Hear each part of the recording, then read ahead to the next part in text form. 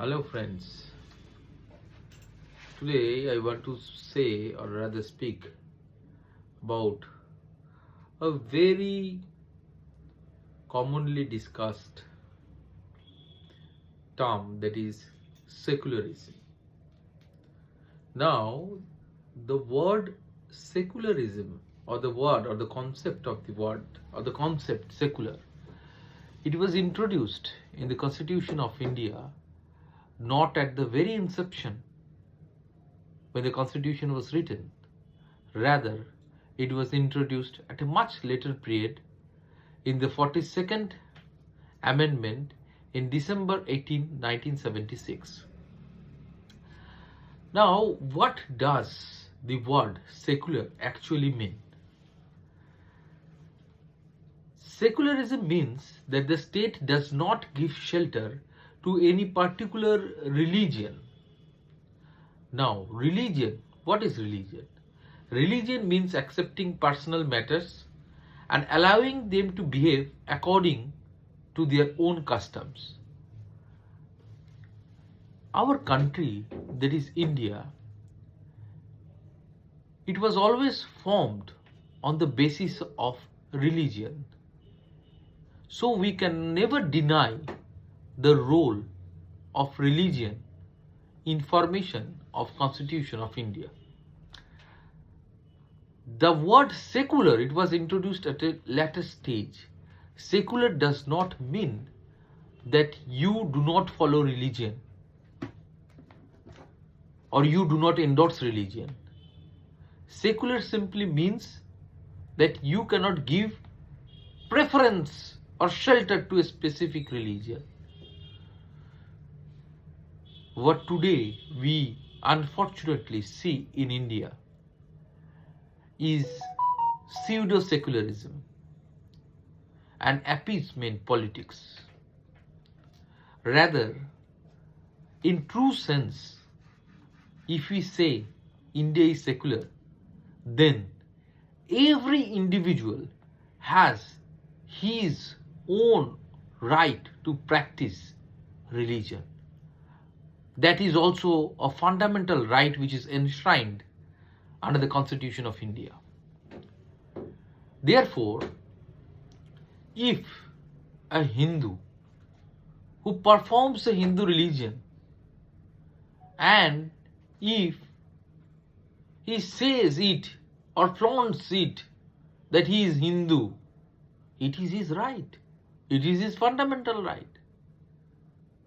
Alliance to a Muslim who flaunts that he is a Muslim and prays in the street, prays before his God, that is his right. So, India, who is not stopping, preventing a Muslim, Sikh, a Christian to perform their own religious rituals and rites in their own way, is secularism. And India, when allows the same thing with the majority population of the state, of the country, that is with Hindus, then it is also enshrined and rather falls in the ambit of secularism. Therefore, the hype of anti-Hinduism by some Hindus in the name of quote-unquote pseudo-secularism, which I prefer to call, that they say that why constructing a mandir is needed, why construction of a temple is needed, why this is needed, why Ram Mandir is needed, etc., etc., and henceforth. I think this is just a very unhealthy criticism to at the very beginning to appreciate it, because you are born with an identity. Every person in this universe is born with his identity. Every person in this universe is born with a religion. He may be Hindu, he may be Muslim, he may be Christian, Sikh, Jew, anything. Everyone in this universe is born with an identity. Whether you will carry that identity with you or not, that is your decision. That too, when you are able to take conscious decision. That is when you become adult. Now, supposedly, you do not want to involve or idealize the religion in which you are born, then you will renounce that religion. As simple as that. You take course of the religion which you like, or you declare yourself as an atheist. But the thing is that the very misconception of atheism is that in India there is no atheist. Most of the communists, they say that they are atheist. Again, misnomers. They are mostly not atheist.